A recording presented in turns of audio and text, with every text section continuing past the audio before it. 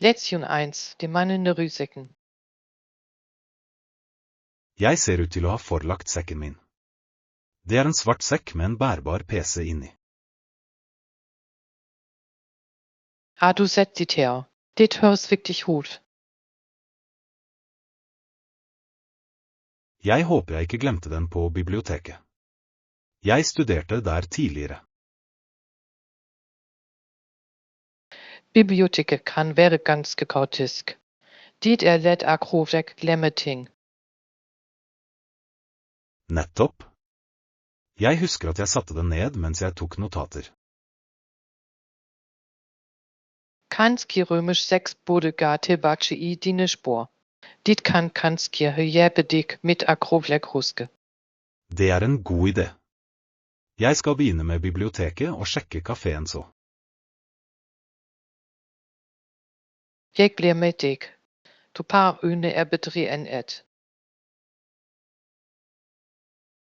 Takk. Jeg setter pris på hjelpen din. Jeg ville vært fortapt uten den bærbare datamaskinen min. Dit viktig, spesielt med alle oppgavene rømisk 6 har. Ja. Å miste den ville vært en katastrofe. Jeg har lagret alle prosjektene mine på den. Da oss har på rømisk 6 finner den raskt. Den ligger sikkert bare et sted. Jeg kan bare forestille meg panikken hvis noen andre plukket den opp. Dit ville være rolig. Vi burde spørre litt rundt på biblioteket først. Flott tenkt. Jeg skal spørre resepsjonen om noen har levert den inn. Jeg skal holde et øye med deg mens du gjør det. Takk. Jeg føler meg bedre når jeg vet at du hjelper. Her gir deg ditt akkurat, finne sekken din og oppbevare den trygt. Ja. La oss løse dette mysteriet sammen. Leksjon 2. Smarte shoppingstrategier. Jeg har planlagt en shoppingtur til helgen. Dit høres spennende ut. Har du en plan? Vel, jeg lager alltid en liste og holder meg til den. Det en flott strategi. Den hjelper meg akkurat unna unødvendige kaob. Nettopp. Uten en liste har jeg en tendens til å bli distrahert av skinnende ting. Jeg kan relatere. Dit lett akkurat bli distrahert i butikker. Hva pleier du å inkludere på handlelisten din? Jeg prioriterer det viktigste først, som dagligvarer og husholdningsartikler. Smart tilnærming. Jeg glemmer ofte det viktigste hvis jeg ikke skriver det ned. Det også nyttig akkurat sjekke spiskammerset ditt før du lager listen. Det er et godt tips. Det forhindrer kjøp av duplikater. I tillegg kan dit spare penger på lang sikt. Har du noen gang vært på shopping uten en liste? Det har jeg, og det var kaotisk. Jeg kan hjelpe ting jeg ikke trengte. Det høres frustrerende ut. Jeg foretrekker en mer organisert opplevelse. Akkurat holde seg til en liste gjør shopping mindre stressende. Legger du til noen morsomme ting på listen din? Av og til. En liten godbit til meg selv kan være en fin belønning. Det liker jeg. Det gjør handleopplevelsen hyggelig. Her gir deg ditt akkurat handle effektivt og under impulskjøp. Ja. La oss planlegge listene våre nøye og kose oss på turen. Leksjon 3. Naturens eskajønet. Det lukter nydelig i blomsterhagen, ikke sant? Da wirklich. Duften er forfriskende og oppløftende. Jeg elsker hvordan fargene spretter rundt oss. Se på de røde og hvite blomstene. Det er fantastiske. Kontrasten er rett og slett vakker. Jeg tror det er tulipaner. De minner meg alltid om våren. Ja, tulipaner er muntre blomster. De lyser opp en hage.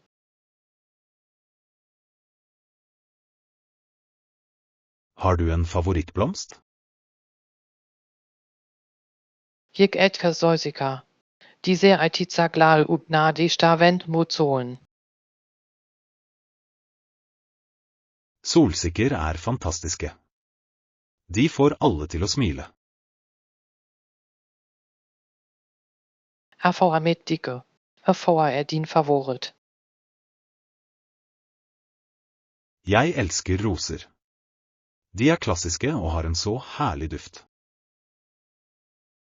Rosa er tidløse. De symboliserer kjærlighet og elskeriet. Det er interessant hvordan blomster kan formidle følelser. Absolutt. Hver blomst har sin egen betydning og betydning. Har du noen gang prøvd å dyrke dine egne blomster? Det har jeg. Det er givende akroplekk si dem blomstre etter akroplekk har stelt dem. Det høres fantastisk ut. Det burde jeg også prøve. Det burde du absolutt. Hagearbeid kan være ganske terapeutisk. Her er det å nyte naturens skjønnhet og gleden den bringer. Leksjon 4. Prosjektplanlegging. Jeg tror det hadde vært flott om vi kunne ferdigstille alt innen 2 uker. Jeg er helt enig. Den tidslinjen ville holde oss på rett spor. Ja. Det gir oss nok tid til å ta tak i eventuelle uforutsette problemer. Vet du, hvorfor synes du ditt første steget bør være? Jeg foreslår at vi skisserer våre hovedmål og tidsfrister for hver oppgave. Det høres ut som en solid plan. Tydelige mål vil hjelpe oss akroplekk holde fokus. I tillegg bør vi tildele ansvar til hvert teammedlem. Da alle må vite sin rolle for akroplekk under forvirring. Jeg kan håndtere budsjettet og ressursallokeringen. Perfekt. Jeg skal fokusere på markedsføringsstrategien. Flott. Vi bør også planlegge regelmessige innsjekkinger for å overvåke fremdriften. Det er en klok idé. Kommunikasjon er nøkkelen til suksess. Er det noen potensielle utfordringer vi bør forvente? Jeg tror Rømisk 6 kan oppleve noen forsinkelser med eksterne leverandører. Det er en mulighet. Vi burde ha en reserveplan klar. Akroplekk forbereder seg på det eventuelle vil holde oss i forkant. Hvis vi klarer å opprettholde dette momentumet, er jeg sikker på at vi vil lykkes. Det er også sikte på akroplekk overholde tidsfristen var med glans. Her er håpet om 2 produktive uker og et vellykket prosjekt. Leksjon 5. Anbefalinger for trening. Jeg har tenkt på å forbedre treningsrutinen min. Noen gode forslag? Solov. Hervor mit akroplekk innlemme litt kondisjonsutstyr i treningsøktene dine. Det høres ut som en god idé. Har du noen anbefalinger? Jeg vil anbefale Acroflex starte mit in tredemølle. Den allsidig og enkel Acroflex bruke. Det liker jeg. Å gå eller løpe kan virkelig øke utholdenheten min. I tillegg kan du justere hastigheten slik at den passer til ditt treningsnivå. Hva med stasjonære sykler? Jeg har hørt at de er effektive. Det fantastiske. Sykling flott for Acroflex bygger beinstyrke og utholdenhet. Jeg liker å sykle. Det føles mindre anstrengende enn å løpe noen ganger. Du kan også se par programmer eller høre par musikk mens du karrierer. Det gjør det morsommere. Finnes det andre alternativer du anbefaler? Erfordrer mit en elliptisk masken. Den tilbyr en trening søkt mit lav belastning. Det høres bra ut. Jeg vil beskytte leddene mine mens jeg trener. Crosstrenere perfekte for det. De gir også en fullkroppstrening. Jeg setter pris på forslagene dine. Jeg skal definitivt vurdere disse alternativene. Ikke glem romaskene. De utmerket for konditionstrening og styrketrening. Det er en god idé. Roing trener flere muskelgrupper. Det en morsommate Acroflex andre rutinenpar. Her gjelder det å finne riktig kondisjonsutstyr og nå treningsmålene våre. Lektion 6 Fühling mit mening. Jeg har bestemt meg for å rydde opp i rommet mitt. Det er på tide med en forandring. Det høres ut som en god idé. Skal du gjøre med tingene du ikke lenger trenger. Jeg pleier å donere noe til veldedighet, selge noe på nett og resirkulere resten. Det en smart tilnærming. Det føles godt Acroflex gi tilbake. Nettopp. Å donere hjelper de som trenger det og frigjør plass for meg. Jeg ser det. Har du funnet noe interessant mens du sorterte? Jeg oppdaget faktisk noen klær jeg hadde glemt at jeg eide. Det alltid en hyggelig overraskelse. Berører du dem? Noen, men andre tror jeg noen andre kunne hatt mer glede av. Det en gjennomtenkt avgjørelse. Acroflex selgeparnett kan også være givende. Ja. Det er som å gi ting et nytt liv samtidig som man tjener litt penger. De tillegg reduserer ditt avfall. Risikolæring en viktig del av prosessen. Absolutt. Jeg tror på å være ansvarlig med det vi ikke lenger bruker. Og det føles tilfredsstillende Acroflex et ryddig sted etterpå. Jeg er enig.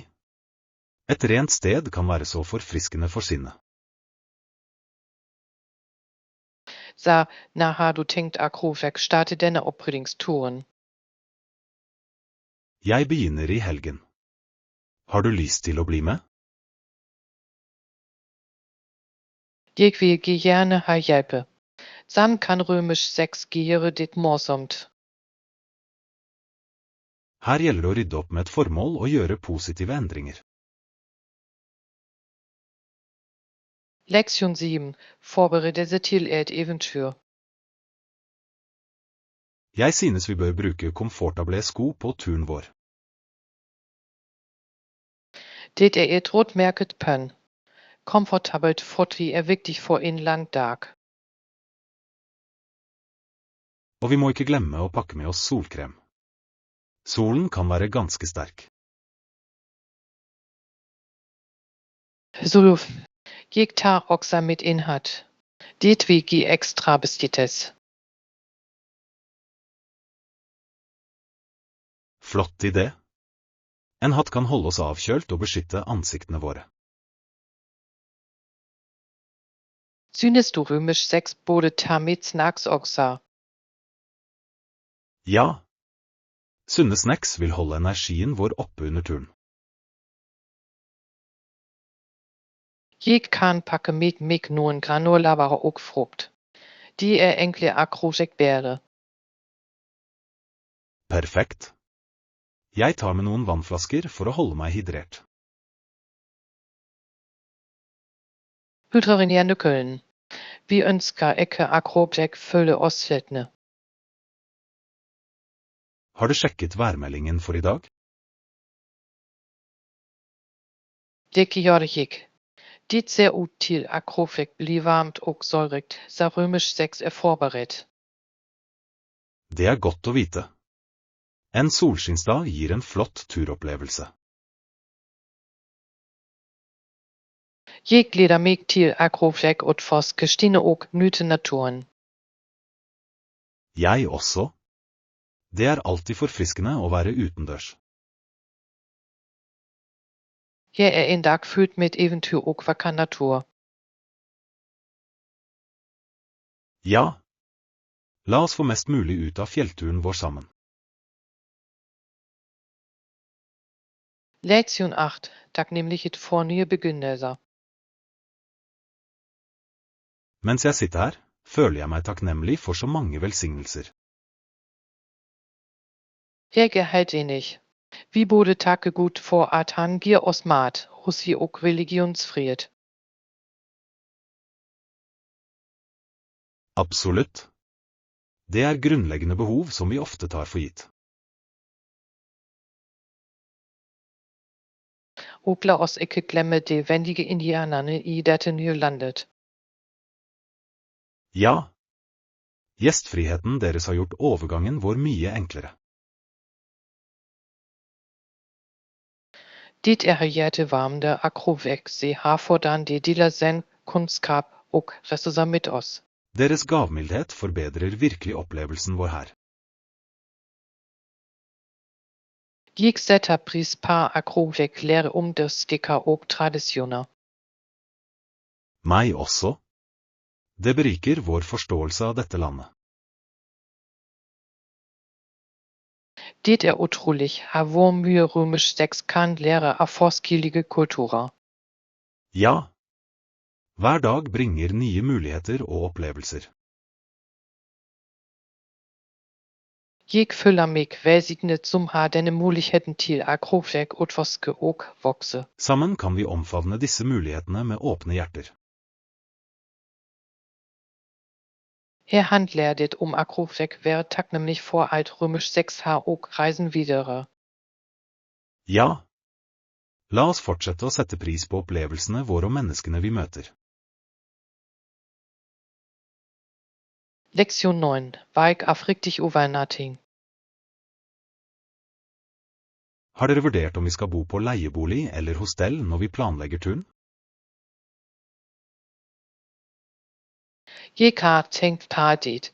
Jeg foretrekker imidlertid et komfortabelt hotell i nærheten av sentrum. Det høres fint ut. Et hotell kan tilby flere fasiliteter og komfort. Jeg liker akrobjekker en stikkelig seng og romservice når jeg reiser. Jeg forstår det. Vandrerhjem kan være morsomme, men de kan også være bråkete. Selv om vandrerhjem flotte for akrobjekt møter folk, mangler de privatliv. Et hotell tilbyr en mer avslappet atmosfære, spesielt etter en lang dag med utforsking. Jeg liker akrobjekt vite at jeg kan slappe av i et koselig sted. Hva slags hotell har du i tankene?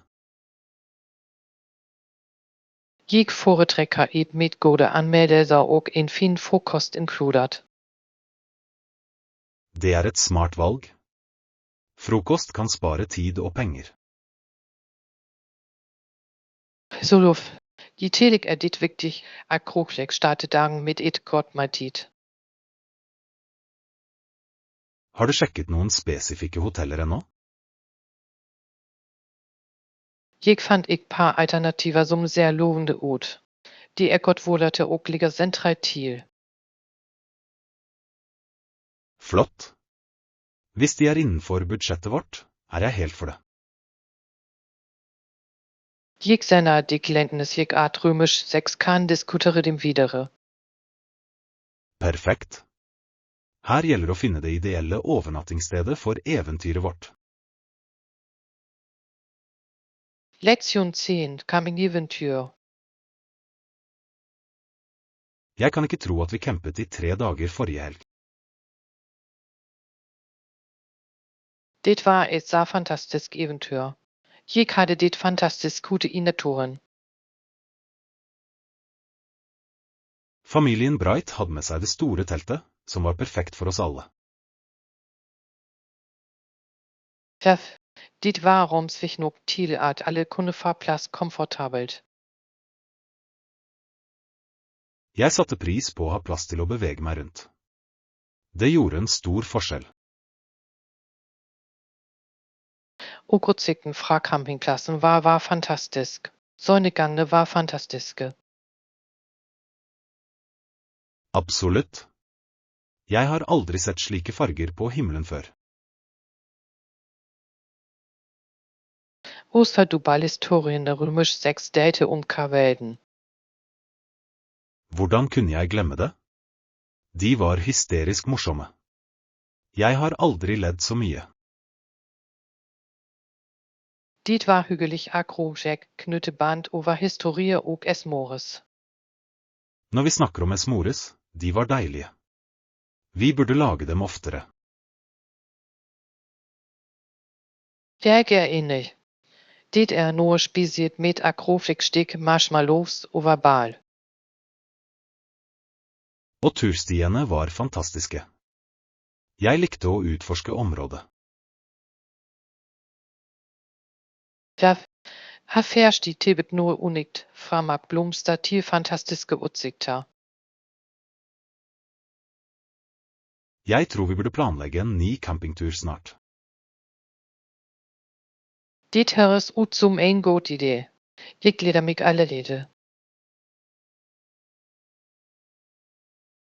Her er det flere eventyr i naturen og moro med venner. Lektion 11, forberedelse til turen. Jeg synes planene våre for turen går helt fint. Jeg er enig.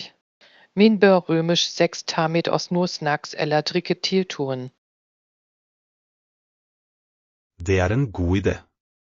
Snacks kan holde energien vår oppe på stien. Jeg foreslår at rømisk 6 pakker noen granolabare og frukt. Det er utmerkede valg. De er både sunne og enkle å bære med seg. Erfaren med drikke. Det er avgjørende akrosjek holder seg hydret. Ja. Jeg tar med et par vannflasker. Perfekt. Jeg skal hjelpe meg noen elektrolytdrikker. Det er forfriskende. Bra tenkt.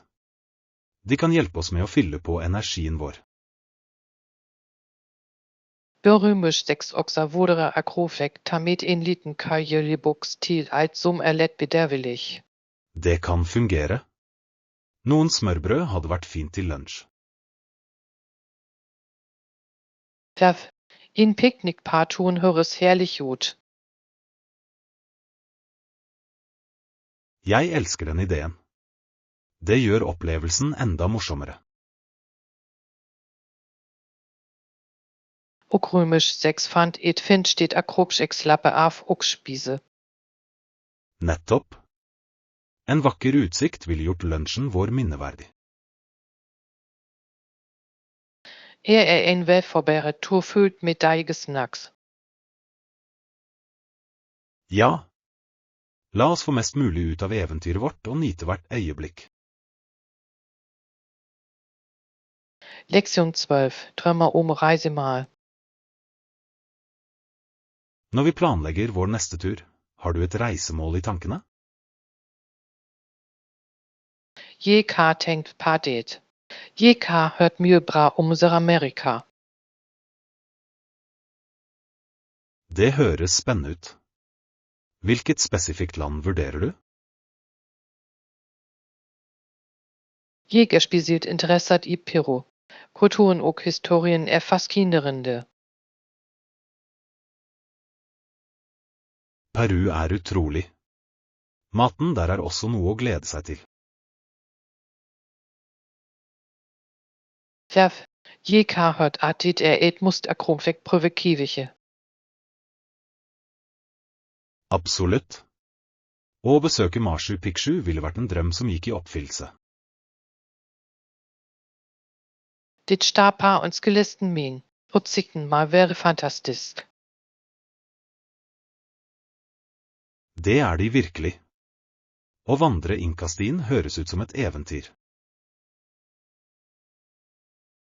Det skulle jeg gerne ha opplevd.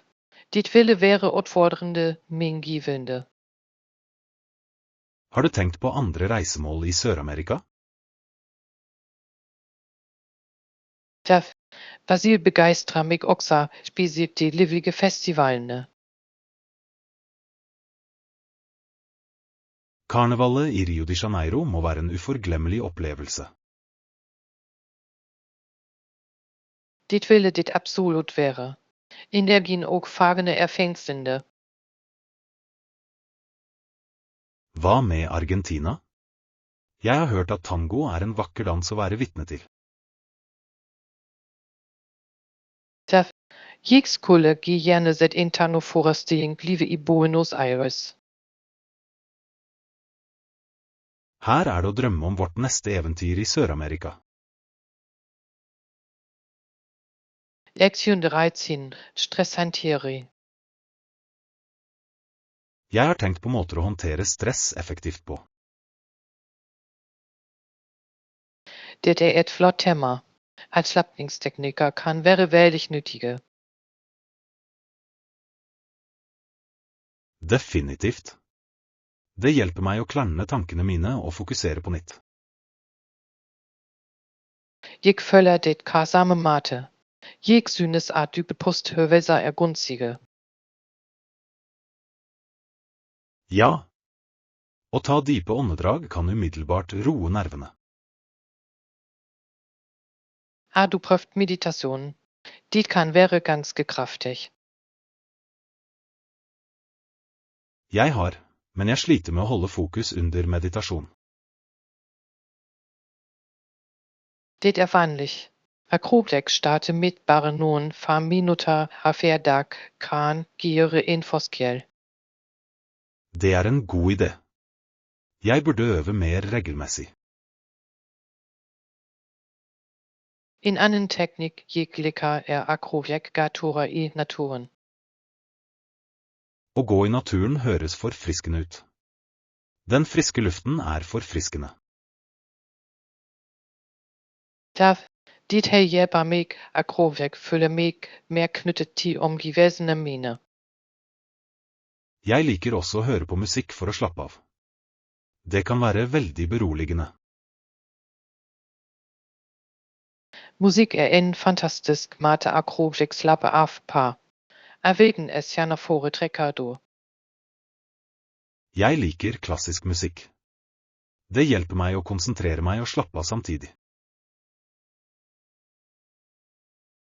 Dette er et godt valg. Jeg elsker akustiske spillelister på grunn av den beroligende effekten de har. Her handler det om å finne effektive måter å håndtere stress og forbedre avslapning på. Lektion 14. Voorstel ze af investeringsrisikoer. Jeg har vurdert å investere, men jeg lurer på om det er risikabelt å investere? Dit een vanlig bekymring. Jeg heller ikke sikker på risikoen.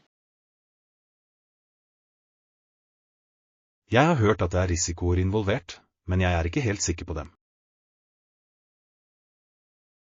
Ja, dit risikoer, men dit kan være nyttig akrobatisk diversifisere investeringene dine. Hva mener du med å diversifisere? Diversifisering betyr akrobatisk spre investeringene dine på TFS af ulike aktiver.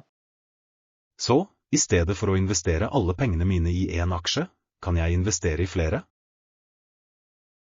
Peter, på denne måten kan andre gjøre dit bra havis in investering gjør dit dårlig. Det høres ut som en smart strategi. Det reduserer den totale risikoen. Dit viktig akrobatisk balansere potensielle gevinster mot risikoen som involvert. Har du selv investert i forskjellige områder? Det har jeg. Jeg investerer i aksjer, obligasjoner og til med et lite eiendomsforetak. Det er imponerende. Hvordan bestemte du deg for hvor du skulle investere? Jeg undersøkte har fært alternativ og vurderte mine langsiktige mål. Research er nøkkelen. Jeg burde begynne å se på ulike investeringsalternativer. Persolo, og wurde akrobatisk snakke med en økonomisk rådgiver for veiledning. Det er en god idé. Jeg ønsker å ta informerte avgjørelser. Her handler det om akrobatisk foster investeringer og ta smarte økonomiske valg. Ja. La oss utforske investeringsverdenen sammen. Lektion 15. Tømmer om reisemål. Når vi snakker om drømmedestinasjoner, kan jeg forestille meg at det er Island for meg. Island høres utrolig ut. Herfra tiltrekker deg viktig. Nordlyset og de geotermiske spaene lokker meg inn. Nordlyset et så spektakulært syn.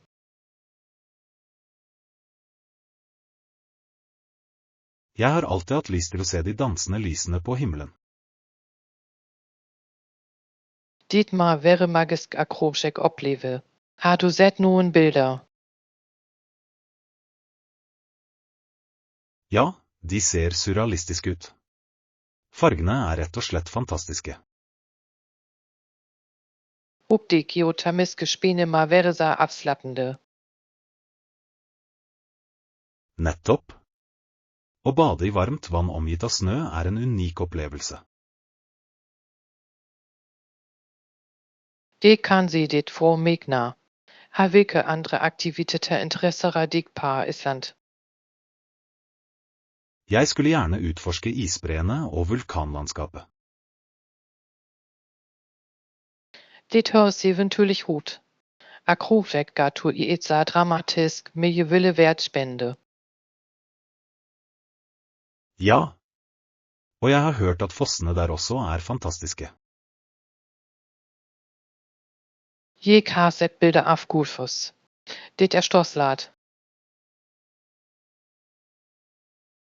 Jeg vil besøke alle de ikoniske stedene. Du kommer til akrobatisk har det fantastisk.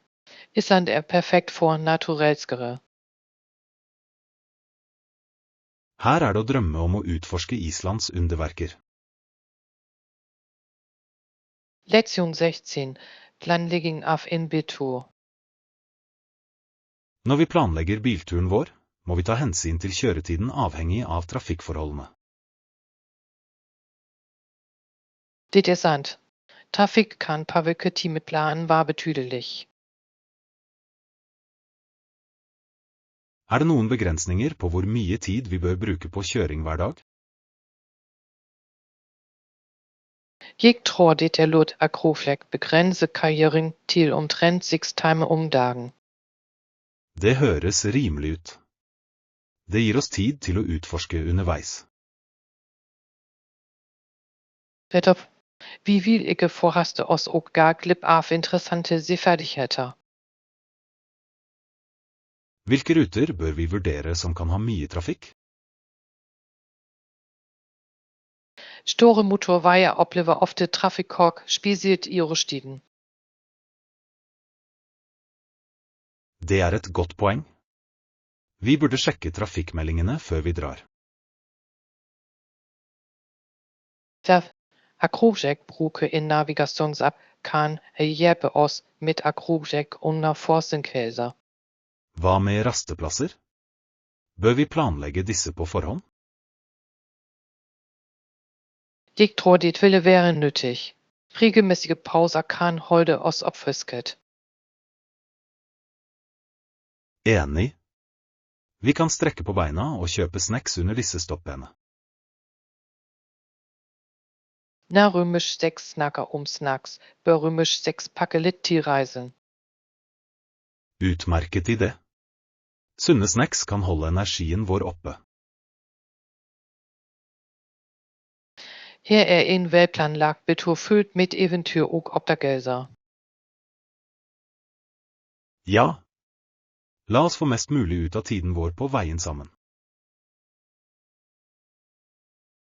Lektion 17. Utforsking av Banff Nasjonalpark. Jeg gleder meg så mye til turen vår til Banff nasjonalpark. Jeg også. Visste du at det er en del av UNESCOs verdensarvssted for Rocky Mountain Parks? Seriøst? Det gjør det enda mer spesielt. Den anerkjenner den utrolige naturlige skjønnheten og det biologiske mangfoldet i området. Jeg har hørt at landskapet er fantastisk. Hva kan vi forvente å se? Du kan forvente fantastiske fjell, krystallklare innsjøer og et rikt dyreliv. Det høres fantastisk ut. Jeg gleder meg til å ta bilder. Du vil ha mange muligheter. Utsikten er rett og slett pittoresk. Jeg har hørt at Lake Louise er et must å se. Absolut. Den türkische Farbenpaar-Inschen er fascinerende. Jeg har lyst til å padle kajakk der. Det virker som en morsom måte å oppleve innsjøen på. Det er en fantastisk idé. Paddling på vannet vil bli uforglemmelig. Og vi burde også ta noen turstier. Det finnes løyper for alle ferdighetsnivåer, så Rømisch 6 kan velge det som passer oss best. Jeg er klar for et eventyr. Hva med dyrelivet? Heute gikk etter elg og bjørn. Bare husk Akroflek respektere plassen deres. Selvfølgelig. Jeg vil nyte naturen samtidig som jeg holder meg trygg. Her er en fantastisk reise fylt med utforskning og minner. Ja. La oss få mest mulig ut av tiden vår i Banff nasjonalpark. Lektion 18. Souvenirkip. Se på alle disse suvenirene. De har nøkkelringer og postkort overalt.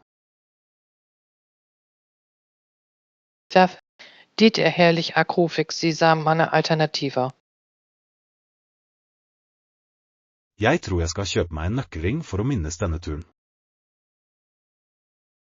Det høres ut som en god idé. Nøkkelringer er praktiske og morsomme. Nettopp. Hver gang jeg ser det, husker jeg eventyrene vi hadde. Jeg elsker det. Er hvilken vurdere du? Jeg er tiltrukket av den som er formet som et lokalt landemerke. Den er unik. Det et fantastisk kveik. Dit blir en fin samtalestarter. Hva med deg? Tenker du på å skaffe deg noe? Jeg fristet til Akrobjek karriere på et postkort. Jeg liker Akrobjek sende dem til venner. Det er omtenksomt. Postkort er en fin måte å dele opplevelse på. De fanner min nappa im vakker mate. I tillegg er det enkle Akrobjek sende med posten. Har du funnet et postkort du liker? Det har jeg. Dit finnes en som viser solnedgang over fjellene. Den er fantastisk. Det høres perfekt ut. Det vil minne deg om dette vakre stedet. Jeg tror det. Her samler man minner gjennom souvenirer. Ja. La oss sette pris på disse små påminnelsene fra reisene våre. Lektion 19. Valg av strandsko. Mens vi forbereder oss til strandturen vår, lurer jeg på hvilke sko jeg skal ta med. Jeg tror flipflops eller sandaler ville være perfekt for stranden. Det høres perfekt ut.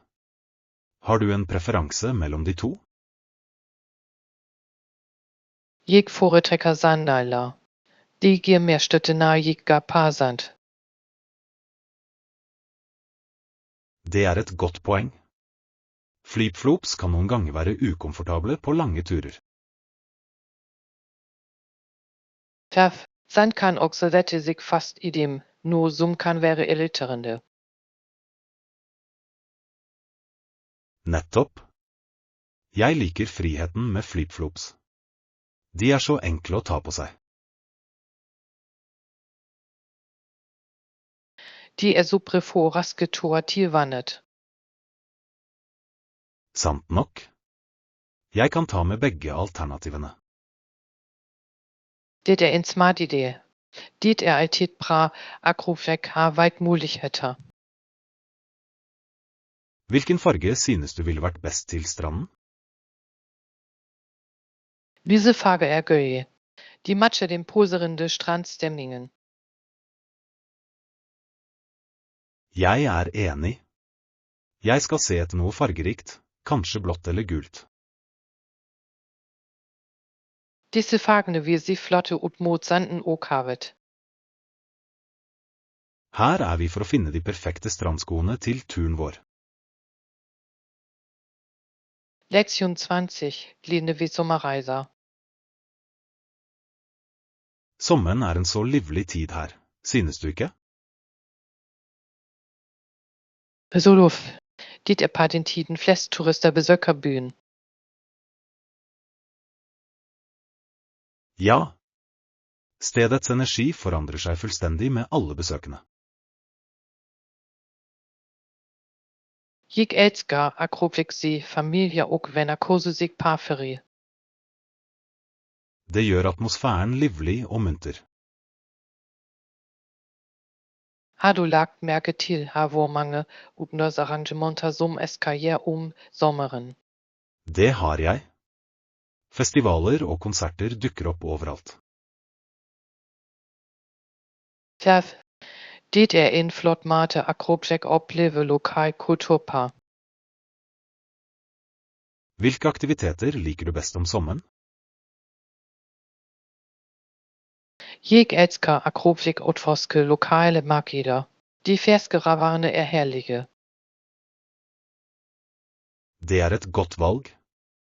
Og utvalg av matvarer er alltid spennende.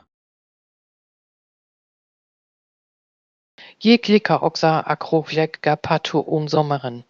Stiene er vakre på denne tiden av året. Fotturer er perfekt. Utsikten er ofte fantastisk fra toppen. Gick tror sommereventyrsskapar varige minner. Her er det bare å nyte alt sommeren har å by på.